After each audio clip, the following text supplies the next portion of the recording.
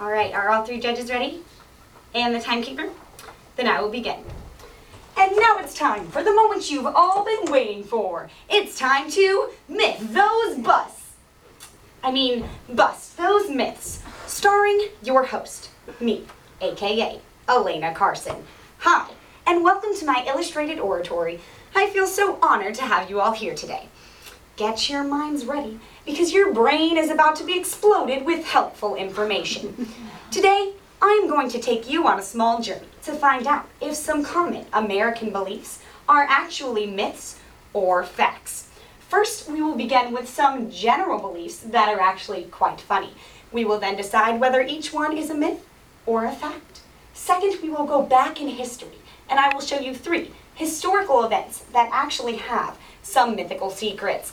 And finally, we will go all the way back to biblical times and look into the beginning of life. We will then decide which theory is a myth, the Big Bang Theory or the theory of creation. First, let's take a look at those general beliefs. My personal favorite is the story of the Loch Ness Monster. I'm sure many of you have heard of the Loch Ness Monster. It is a story that has been around for ages.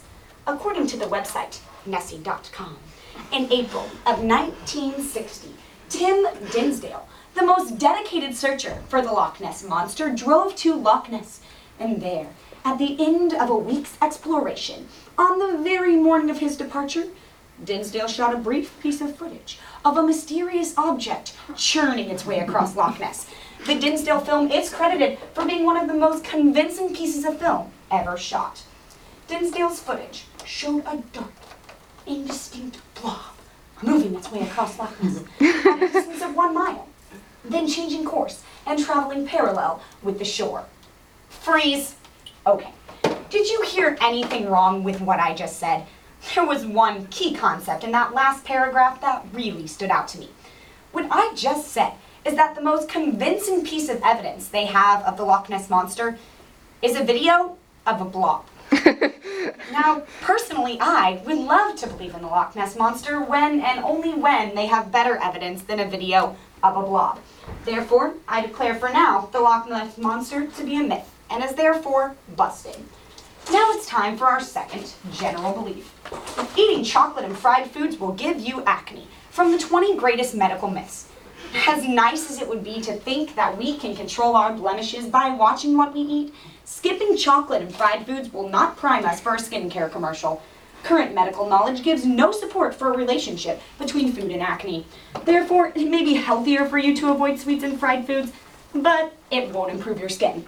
Therefore, I declare eating chocolate and fried foods can give you acne to be a myth and is now busted. And now it's time for our third and final general belief. Eating carrots can improve your vision. Although carrots are rich in vitamin A, which is essential for sight, so are many other things, such as fruit, nectarines, milk, and asparagus, for example. A well-balanced diet can provide the vitamin A needed for good vision, says the American Academy of Ophthalmology. So therefore, we can say that carrots really do improve your vision. Ding, ding, ding, ding, we have a winner. Now it's time to get a tad more serious. Our second stop, historical beliefs. I am going to share with you 3 historical beliefs I learned growing up as a kid. Little did I know, these actually have some mythical secrets. Historical belief number 1. Walt Disney drew Mickey Mouse.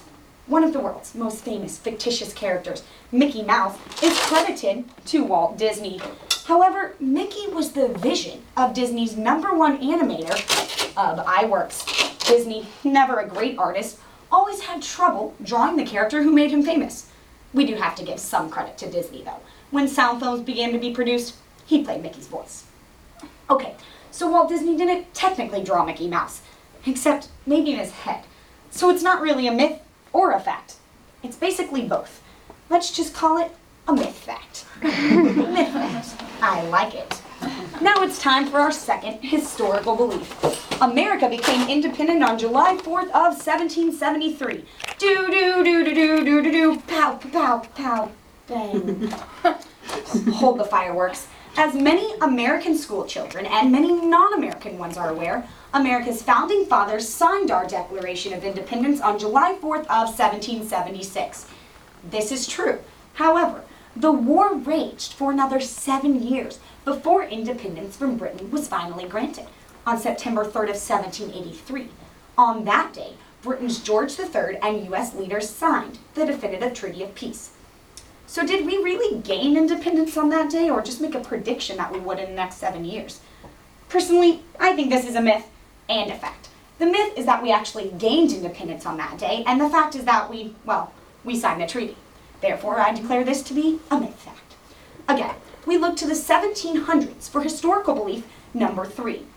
George Washington was America's first president. Everyone knows that George Washington was America's first president. Although he was the first president elected by the people, that doesn't necessarily mean he was the first president, and here's why.